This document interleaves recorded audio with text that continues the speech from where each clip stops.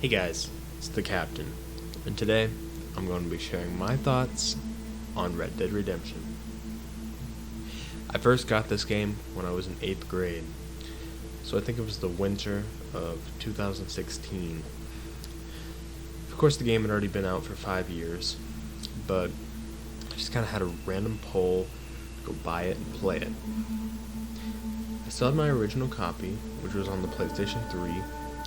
And after playing it for a while, I had to go out and buy Undead Nightmare, which is another fantastic game.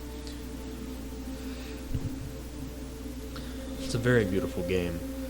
It's clear that Rockstar put a lot of time and effort into this one.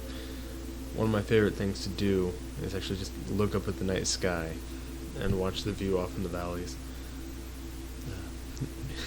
It's an amazing story to follow. It actually follows the point of view of John Marston.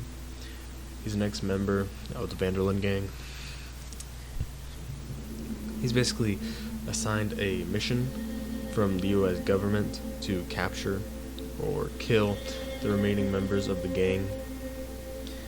John Marston is shipped off to a little town called Armadillo to find Bill Williamson. When he tries to confront Bill, he gets shot.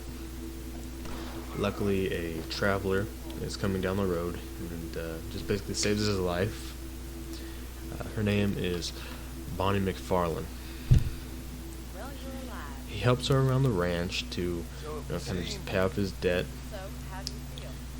In return, she helps him meet the people that can help him find who he's looking for. John meets lots of crazy people around the desert, and they all kind of just do their part to help him. Eventually, John and Irish go to Mexico, and John ends up in a small town called Chuparosa. And this is where he meets Landon Ricketts, who is an old famous gunslinger that John Marston knew when he was younger.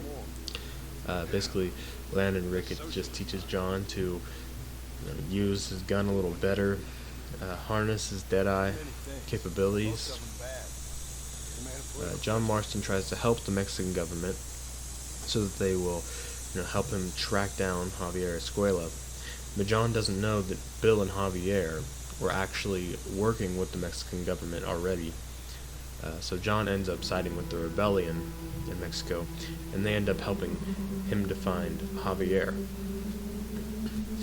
When John arrives back into America, he's told that he has to now track down Dutch, who was the former leader of their old gang, and he would be free.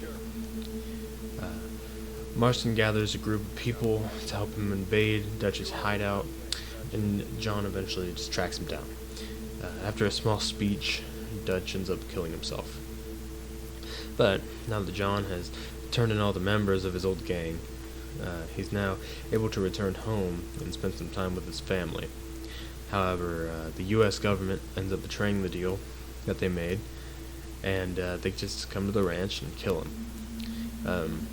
John is able to hold them off long enough for his wife and his son to escape. And then a few years later, after he kind of just trained himself to use a gun, Jack Marston, John's son, he tracks down Edgar Ross, who is the man that was responsible for the death of John Marston, and he just murders him.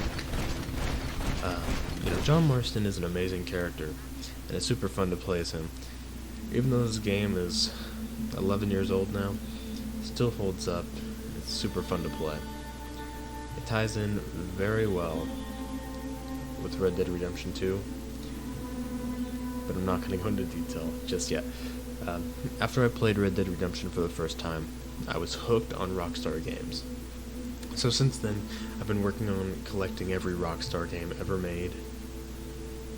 I had a pretty major setback when I sold my PS2 and most of my games, but I'm just going to have to build that collection back up. But I think it's safe to say that if this game was a real Western movie, then it would be one of the best ones ever made. Another thing that's pretty cool about Red Dead Redemption is all of the challenges and treasure hunts. There are 10 ranks you have to go through in each challenge, and in the end you can unlock the Legend of the West outfit. Every time you play through the game, it's almost certain that you will find something new. It's an amazing game, and I definitely recommend it.